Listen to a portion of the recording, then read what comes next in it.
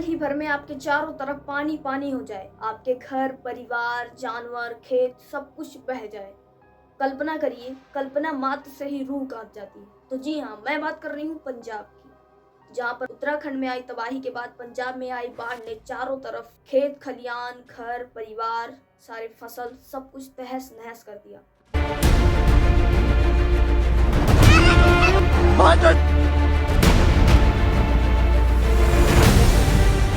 पंजाब की सतलज, ब्यास, रावी जैसी नदियां जो पंजाब को नई पहचान और उपजाऊ मिट्टी देती हैं, वहीं उन नदियों ने चारों तरफ उफान मचा दिया है। किसान के घर, परिवार, खेत खलियान, गांव सब कुछ बहा दिए। हाल ही में आई रिपोर्ट के मुताबिक लगभग 1400 से ज्यादा गांव डूब चुके हैं। वहीं 3 लाख से ज्यादा लोग इस बाढ़ से प्रभावित हुए।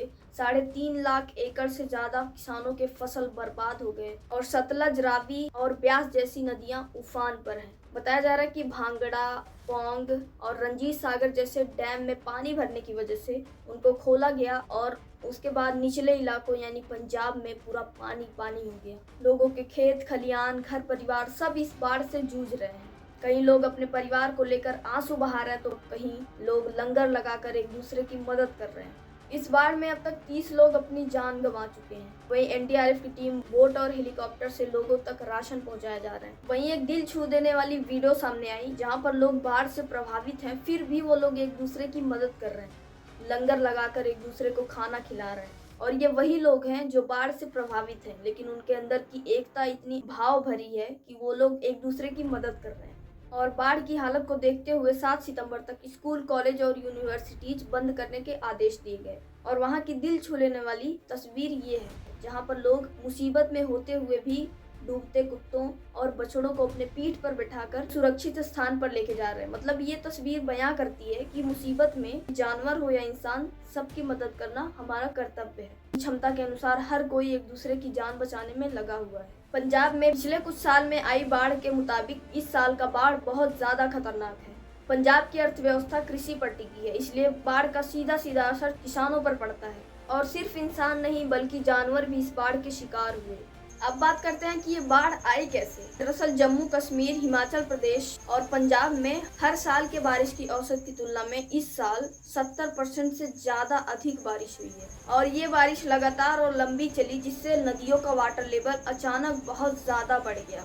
क्लाइमेट चेंज की वजह से अब मानसून अनप्रेडिक्टेबल और एक्सट्रीम हो गए हैं। रावी, सतलज, ब्यास और घग्गर जैसी नदियां पानी से भर गईं।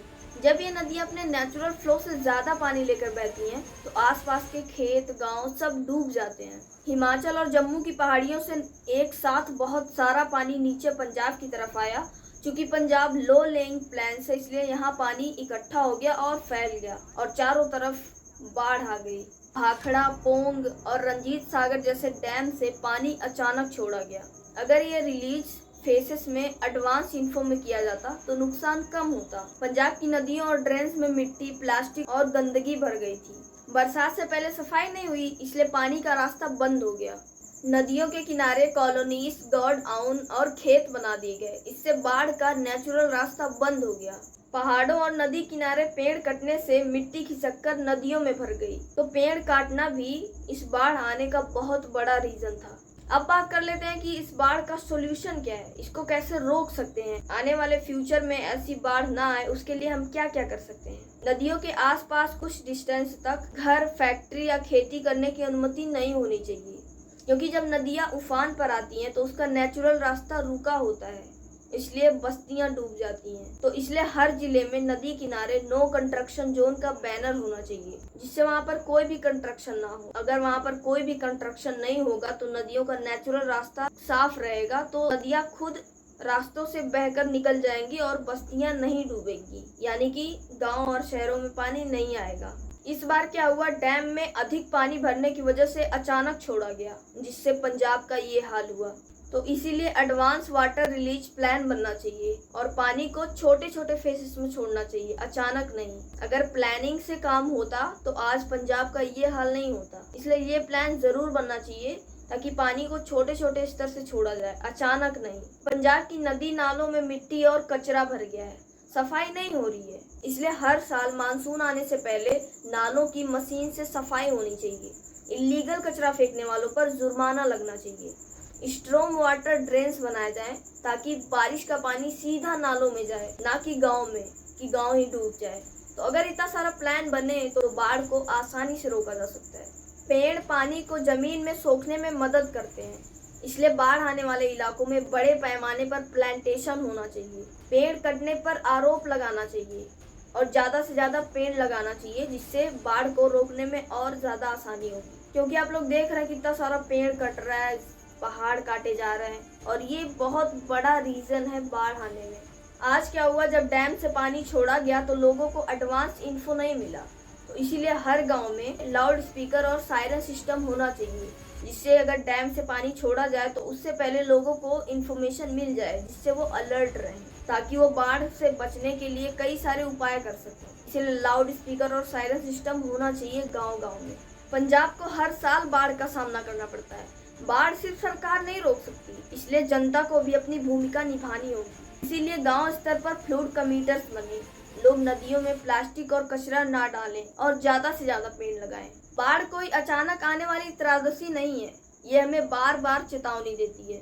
सवाल ये नहीं कि बाढ़ क्यों आई, सवाल ये है कि हम हर बार कुछ सीखते क्यों नहीं है। अगर सरकार, सिस्टम और हम सब मिलकर इन तरीकों पर काम करेंगे तो पंजाब को फिर से यह दिन नहीं देखने पड़ेंगे। लेकिन अगर आज भी हम चुप बैठे रहें तो अगली बार सिर्फ पंजाब नहीं बल्कि देश के अन्य राज्यों को भी इस बाढ़ का सामना करना पड़ेगा। तो इसीलिए आज से ही अलर्ट रहना जरूरी है, ताकि हमारा आने वाला फ्यूचर सुरक्षित रह सके। अब बात करते हैं कि इस बाढ़ में किस किस ने मदद किया। तो एनडीआरएफ, बीएसएफ, पुलिस, मतलब बहुत सारे लोग पहले से ही मदद कर रहे थे। लोगों को ड्रोन के जरिए राशन पानी पहुंचाना, सबको सुरक्षित स्थान पर ले जाना, ये सारे कार्य तो हो ही रहे थे।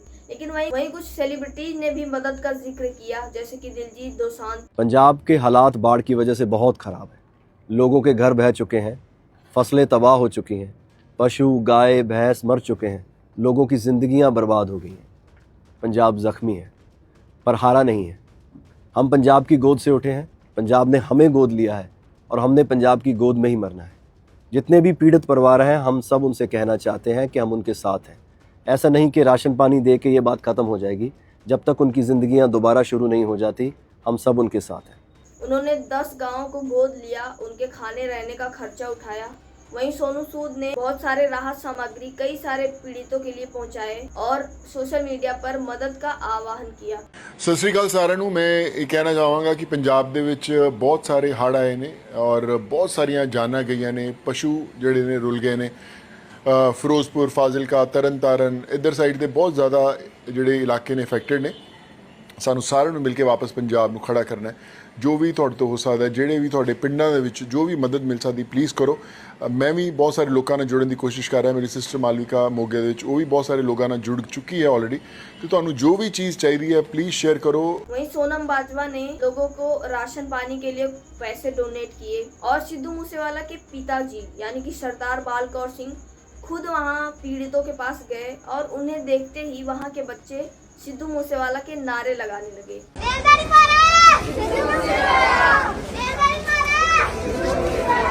सरदार बाल कौर सिंह ने भी बहुत सारे पीड़ितों को राहत सामग्री पहुंचाई, उन्हें राशन दिया और मदद की।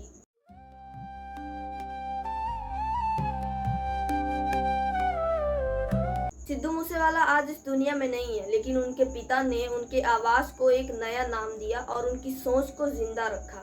तो इतने सारे लोगों ने मदद किया, सारे सेलिब्रिटीज ने, और आप भी मदद कर सकते हो। इस वीडियो को ज़्यादा से ज़्यादा शेयर करना ताकि बहुत सारे लोगों तक ये इन्फॉर्मेशन पहुंच सके और फ्यूचर में आने वाले खतरे से हम अलर्ट रहें, ताकि आने वाला फ्यूचर हमारा सुरक्षित रहे। तो ये बाढ़ भी हमें बहुत सारी चीज़ें सिखाती है, जैसे कि अगर हम प्रकृति की रक्षा हम करेंगे तो प्रकृति भी हमारी रक्षा करेगी।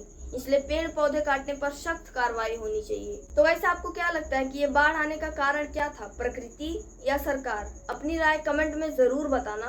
और अगर वीडियो थोड़ा सा भी इंफॉर्मेटिव लगा हो तो इस वीडियो को लाइक, कमेंट, शेयर और सब्सक्राइब जरूर करना।